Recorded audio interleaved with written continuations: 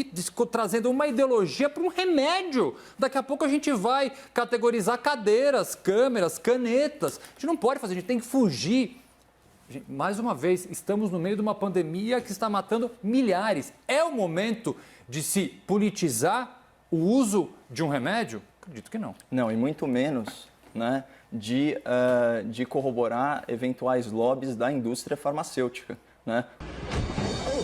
Por isso, meu alerta na fala inicial, porque é muito estranho usar uma medicação muito específica, geralmente recomendado para casos graves de influenza ou de H1N1, como protocolo de atendimento básico, né? E esse vídeo do Ministério da Saúde, ele se destina a nada mais do que 14 profissões da área da saúde, entre elas, pasme, medicina veterinária. São aqueles profissionais que, de forma legítima, estão se voluntariando, né? E até eu aplaudo eles nesse sentido, para fazer esse primeiro tratamento e encaminhar conforme a pandemia for se desenvolvendo. Agora, chama muito a nossa atenção a prescrição de um remédio tão caro, inacessível para a maioria da população brasileira e que, sinceramente, não faz efeitos, ou pelo menos até o momento que se sabe, não tem efeitos positivos nos pacientes da Covid. O vídeo se destina especificamente ao tratamento dessa doença. Por isso, o questionamento é válido e a gente conta aí com o trabalho, né, dos nossos jornalistas para fazerem as perguntas difíceis. Sim. Eu já dei o nome do vídeo. Está à disposição no YouTube, é um vídeo oficial, é por volta do minuto 30, para quem tiver curiosidade de assistir. Então, a jornalista está sendo chamada, vou colocar então informação jornalística no debate de hoje, mais uma. Para vocês, claro, debaterem. Hoje, o chefe do Gabinete de Contingência contra o Coronavírus em São Paulo, né, Dr. Davi Wipp, se recusou a informar para os repórteres se ele tomou a medicação, se ele tomou a hidroxicloroquina. Ele não quis responder sobre isso. Assunto colocado para vocês, debatedores. Quem começa? O Caio, fica à vontade. Tá bom, doutor, obrigado. Bom, tem casos em que é muito ruim ter razão, né? Ontem a gente conversou aqui sobre hipocrisia. A gente pode agregar outros vícios de caráter, né? A gente pode falar de elitismo, a gente pode falar de paternalismo, né? Então, a gente está numa situação em que os médicos, os doutores, né, têm o direito de se medicar e usar vamos dizer assim, um tratamento experimental. Eles fazem de tudo para chegar à cura e não recomendam isso para as pessoas comuns, né? Coitadas das pessoas comuns que não fazem a menor ideia do que é melhor para elas e para a família delas. Elitismo, paternalismo. E, finalmente, hipocrisia, né? Agir em desacordo com o próprio discurso. Não é o caso, certamente, do Dr. Davi Wipp, mas é o caso de um colega jornalista nosso que tem um discurso e foi flagrado aí correndo na praia, né, em desacordo com as recomendações que ele tanto pregava em rede nacional. Isso é um verdadeiro absurdo. E assim, eu vou fazer uma nota pessoal aqui, me dói profundamente fazer essa crítica pública ao Dr. Davi Wipp, porque graças a ele, uma pessoa que eu amo muito está viva hoje. Então, aqui nesse aspecto, eu tenho que afastar o meu lado pessoal e fazer a crítica profissional, porque, sinceramente, na minha visão, ele prestou um desserviço, né, ao não informar o tratamento ao qual ele se submeteu, por N razões, e o principal deles é pelo simples compromisso com a verdade. Augusto? Ufa, Caio, vamos discordar de alguma coisa. Esse debate vai ficar muito morno. Tava monótono, né, agora doutor? vamos discordar. Vamos lá. Eu acompanhei a entrevista do Dr. Davi Wipp hoje num programa de bastante audiência na televisão. Vamos lá, o Dr. Davi Wipp é um dos maiores infectologistas do país, ele já foi secretário de saúde aqui de São Paulo e atualmente ele comanda o Centro de Contingência de Coronavírus. Então, ele estava dando aquela entrevista que ele deu hoje muito mais como um médico e como uma referência na área do que como um paciente. Então, como médico, ele tem uma vedação expressa no Código de Ética Médica que não permite a ele divulgar, e o texto é bastante expresso, eu vou ler aqui o artigo 113 do Código de Ética Médica. Divulgar fora do meio científico, ou seja, ele estava num programa de televisão, é fora do meio científico, processo de tratamento ou descoberta cujo valor ainda não esteja expressamente reconhecido cientificamente por órgão competente. Então, além de uma questão pessoal dele, aqui que não cabe a mim julgar, e eu não sei exatamente quais foram as razões pessoais dele para não responder diretamente à pergunta do jornalista, mas existe uma vedação ética do Dr. Davi Wippe que não poderia ter divulgado e ter informado que tratamento ele tinha passado ou que tratamento os médicos dele tinham recomendado. Mas a portaria do Ministério da Saúde, que autorizou o uso, né, experimental dessa medicação, de certa forma não resolve esse suposto conflito ético? Eu acredito que é essa uma pergunta bem simples, né, doutor? Eu acredito que essa portaria tenha sido depois da entrevista dele. De qualquer forma, Caio, eu estou um pouco curioso essa sua crítica a ele, obviamente respeitando, porque o Davi Wippe tem sim uma vedação ética em informar isso. Já o presidente da República, Jair Bolsonaro, não tem vedação ética qualquer e até agora ele não mostrou o exame para comprovar que de fato ele não foi contaminado pelo coronavírus. Então, transparência por transparência, cadê o exame do presidente? Bom, mas ótimo argumento. Então não tenhamos dois pesos e duas medidas. Que o presidente apresente o seu laudo, se for o caso, e que o médico conte para a população como que ele se curou, até porque ele fez um depoimento emocionado nesse sentido. Foi mesmo. Né? Eu acho que as pessoas, e aqui pouco importa, né? Esses são tempos muito difíceis em que a verdade tem que prevalecer. Por isso, coisas como comportamento elitista, comportamento paternalista, comportamento hipócrita, isso tem que ser duramente combatido. Isso em todos os âmbitos. Ainda falando de uma sumidade que, como eu já disse, eu muito respeito, que é o caso do Dr. Davi Wippe. Falando então sobre mais uma voz que repercute a respeito desse caso, o uso dessa medicação, a médica Nise Yamaguchi, que passou a fazer parte, inclusive, daquele gabinete de crise do governo federal, é a favor do uso da hidroxicloroquina. Ela participou hoje do Live CNN e falou sobre problemas causados pela automedicação e também sobre a falta de acesso ao medicamento. Debatedores, vamos ouvir e depois a gente volta com a opinião de vocês. Vamos lá. Eu acho que a forma como está prescrita a indicação de que realmente não deve ser feita a automedicação é um cuidado adequado. Que a gente tenha que ter uma indicação técnica, médica para cada situação também. O que nós estamos fazendo é criando alguns protocolos de tratamentos que possam ser por adesão, né, para que as pessoas possam também ter acesso às medicações. Se elas não estiverem disponíveis, hoje em dia ninguém consegue prescrever na cidade de São Paulo hidroxicloroquina, que seria menos tóxica. A cloroquina já está mais disponível, mas mesmo assim, ainda a logística precisa ser melhor trabalhada. Começamos com você, Augusto, por favor. Hoje, várias notícias surgiram sobre esse tema, algumas desencontradas, jornalistas aí comentando que o protocolo do Ministério da Saúde haveria uma alteração bastante significativa no protocolo, agora recomendando de forma taxativa o uso da medicação. Então, o que eu tenho a dizer é basicamente o que eu disse no início da minha fala: ciência, ciência, ciência. Quem sou eu para discutir com uma doutora que tem uma vasta especialidade, inclusive se me falha. E a gente tem uma coisa, eu até agora não consegui entender, sendo sincero, o fetiche, por exemplo, daquela história de sair comprando papel higiênico nos supermercados. Todo mundo viu a cena, todo mundo pegando papel higiênico como se fosse acabar o papel higiênico amanhã. Com hidroxicloroquina foi mais ou menos a mesma coisa. No dia que o presidente gravou o vídeo, o remédio acabou.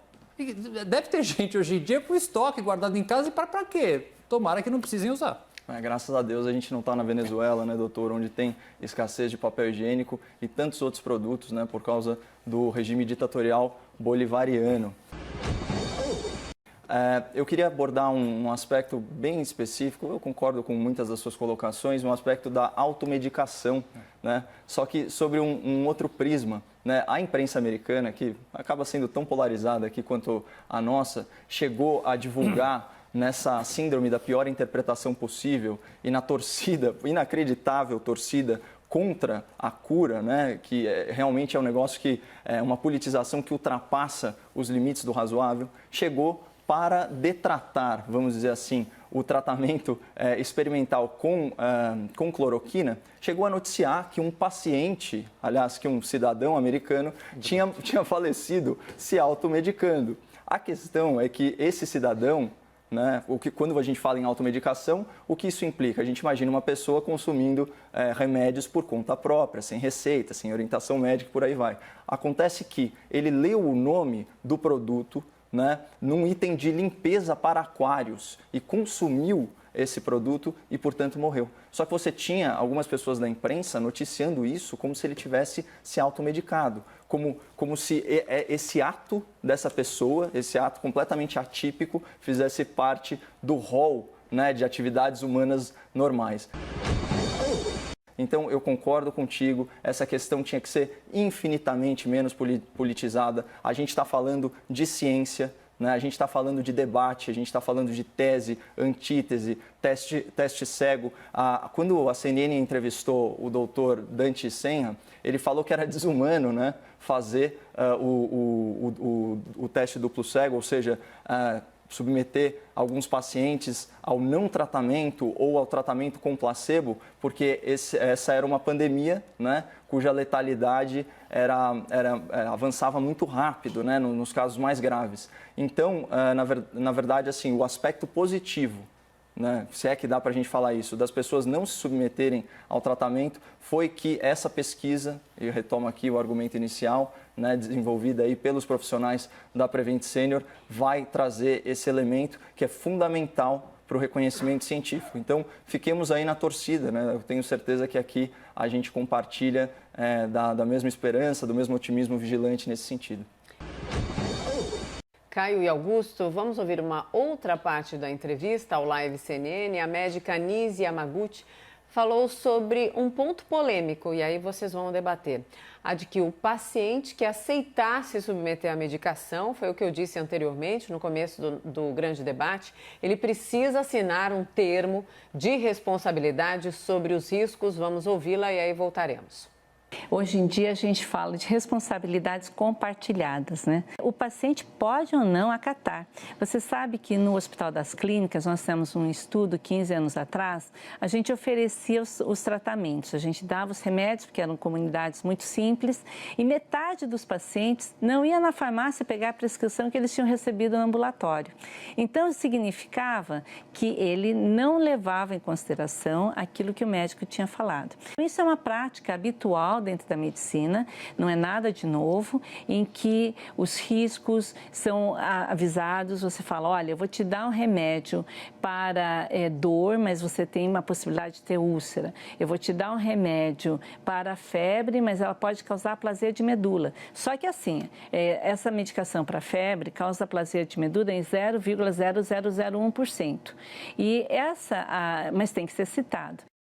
Então, minha pergunta, emendando aí o vídeo para vocês, começando com o Caio, é a seguinte: quando uma autoridade vem a público e incentiva o uso desse medicamento, isso é uma irresponsabilidade ou não? Isso é uma irresponsabilidade em 0,0001% dos casos, como disse a doutora.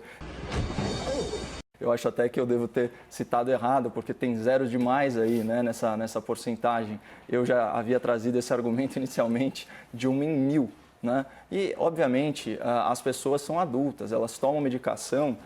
A gente está diante de tempos extraordinários, né?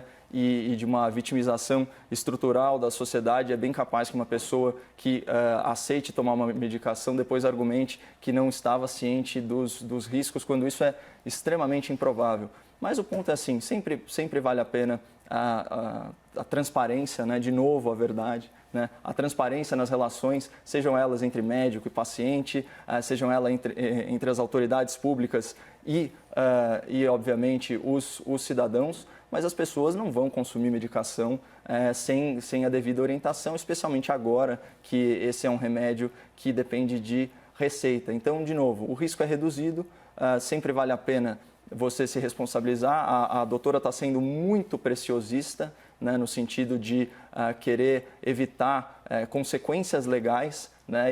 Bom, eu tenho um irmão médico, então a gente acompanha muito isso, né? O risco, né, que esses bravos doutores correm, né, no elan, lá na ânsia de salvar vidas, de dar o melhor tratamento e, enfim, quando há um resultado que não seja o desejado ou o ideal para o paciente, eles ficam com uma certa exposição jurídica. Isso acontece, então acho que nesse sentido foi a fala da doutora, mas ela foi peremptória aí em mostrar que os efeitos colaterais são muito, mas muito excepcionais. Augusto? Olha, Mona Lisa, para mim é uma novidade esse ter que assinar um termo. Eu fiquei até um pouco assustado, fiquei me imaginando aqui moribundo ali, doente com alguma coisa, espero que nada aconteça, tendo que ler um termo de responsabilidade, assinar. Isso nunca aconteceu comigo, espero que não aconteça, mas que situação difícil você... Na verdade, tentando propagar uma cura milagrosa, que, mais uma vez, pode até ser que seja o caso da hidroxicloroquina, mas o resultado prático disso a gente não vai conseguir mensurar, mas certamente positivo não é. Sim, só para deixar claro, essa portaria do Ministério da Saúde é do finalzinho de março, do dia 25, enfim, para casos graves, né? Isso ficou muito claro desde o começo. O que eu queria agora colocar para vocês dois, agora primeiramente para o Caio, é exatamente isso. As autoridades de saúde, você já disse, já fez as suas considerações, mas especialmente o ministro Mandetta hoje disse sobre a relevância, de novo, de contar para todos os tais efeitos colaterais. Um médico estudado, enfim, um médico com relevância que está sendo ouvido e as outras autoridades de saúde também. É importante pontuar para a população os riscos que ela pode correr se ela tomar essa medicação. Por exemplo, a cegueira é uma das consequências com a automedicação. Isso no caso de uso prolongado, né, Mona Lisa? Mais de 5 dias. E como eu disse, assim, o tratamento ele é bem curto. Se você conversar com a grande parte dos médicos, eles são peremptórios, né? Um caso em 1000 de arritmia durante o uso dessa medicação. Agora, isso é uma questão tão fácil, né, da gente responder no nosso foro íntimo. Bom, eu provavelmente fui acometido dessa doença, embora eu não tenha feito o teste SWAB, eu fiz o que eles chamam de teste de rastreio, né? Eu fui submetido à tomografia, estava com aquele famoso padrão duplo fosco, que é indicativo de coronavírus. Eu passei bem mal, eu recebi uma recomendação médica que, se persistirem os sintomas, eu deveria voltar para o hospital. Graças a Deus, nada disso aconteceu. Mas se tivesse acontecido e eu sentisse que eu estava à beira da morte ou que o meu quadro estava piorando muito, certamente, diante desse risco de 0,0001% de ter uma arritmia, eu preferiria fazer um tratamento experimental e salvar a minha vida, ter uma chance de salvar a minha vida. Não só a minha, mas também dos meus familiares, se eles estivessem, para citar o exemplo do Dr. Augusto, né, moribundos, aí, incapacitados até de assinar um documento absurdo que, na verdade, é reflexo dos nossos tempos. Né? Você tem um médico querendo salvar vidas com base em um tratamento experimental muito promissor, você tem o paciente aceitando isso de bom grado e ainda assim a gente tem que formalizar essa relação jurídica com uma série de disclaimers para que depois esse profissional, esse herói, porque é assim que a gente tem que descrever os nossos médicos, não seja responsabilizado juridicamente. Né? São tempos tristes. Augusto?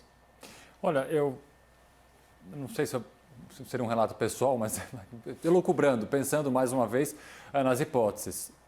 Se uma recomendação do médico de minha confiança, obviamente, volto a dizer, um médico de minha confiança que estivesse acompanhando uma doença qualquer, vamos tratar especificamente do coronavírus, me recomendasse um tratamento arriscado no momento em que o meu quadro não tivesse uma melhora natural, eu imagino, e aqui a gente tem que fazer um exercício de futurologia, que eu aceitaria correr um risco calculado, sempre acompanhado e recomendado por um médico, de um tratamento e de uma substância que, ainda que tenha algum efeito colateral, possa me salvar. Mas, obviamente, eu estou falando aqui na tranquilidade desse estúdio, olhando para uma câmera.